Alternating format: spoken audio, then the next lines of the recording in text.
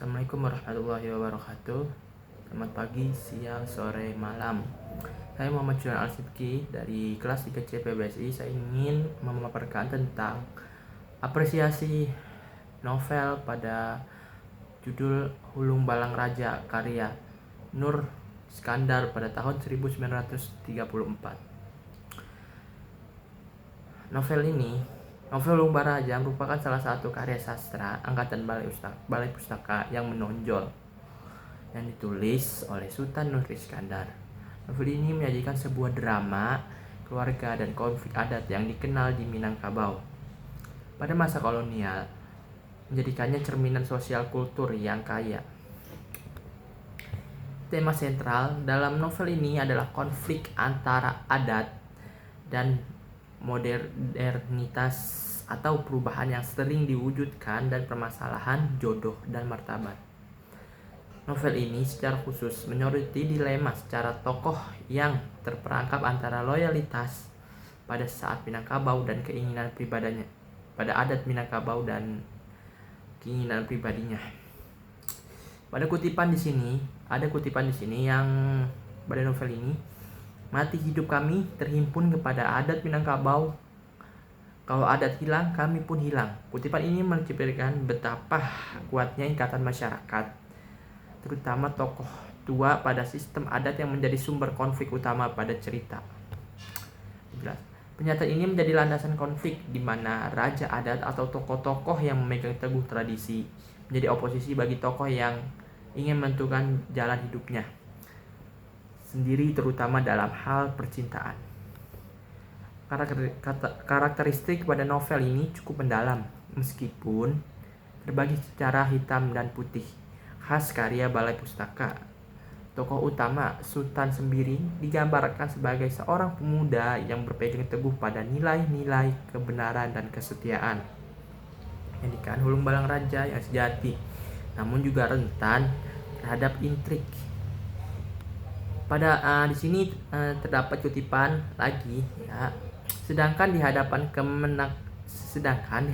kemenakannya, Sultan Sembiring memperlihatkan muka asam, tetapi di belakangnya hatinya menari penuh dendam. Kutipan hipotesis dan interpretif ini mewakili gaya yang memperlihatkan kontras batin tokoh yang penuh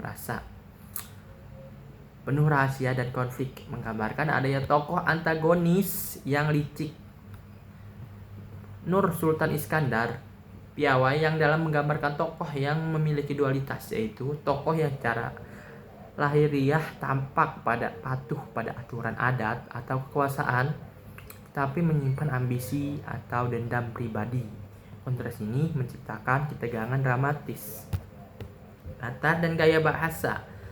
Latar utama ini menceritakan Minangkabau dengan deskripsi alam dan suasana pedesaan detail, membantu pembaca merasakan suasana kehidupan tradisional. Penggunaan bahasa yang digunakan adalah Melayu tinggi, ciri khas Balai Pustaka yang formal, baku, dan kaya dengan ungkapan tradisional.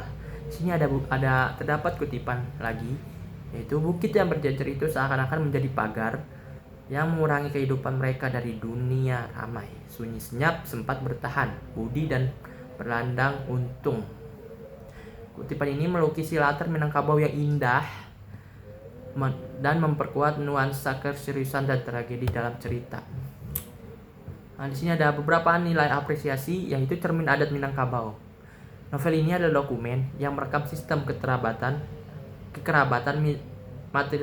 matrilineal, struktur pemerintah tradisional, raja adat, dan berbagai upacara adat di Minangkabau pada periode tersebut. Selanjutnya yang kedua adalah kritik sosial yang tersirat. Meskipun disajikan dalam pikat cerita romansa konflik kekuasaan, novel ini secara halus mengkritik rigiditas adat yang terkadang mengorbankan kebahagiaan individu.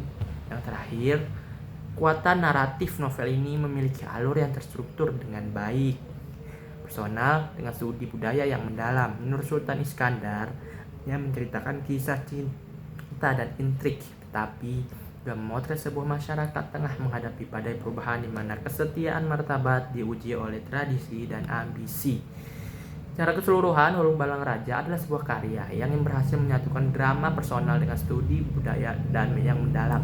Nur Sultan Iskandar hanya menceritakan kisah cinta dan intrik, tapi juga memotret sebuah masyarakat yang tengah menghadapi badai perubahan, di mana kesetiaan dan martabat diuji oleh tradisi dan ambisi. Sekian, saya Muhammad Judan Al-Sidki dari kelas 3 PBSI, kelas 3C. Terima kasih.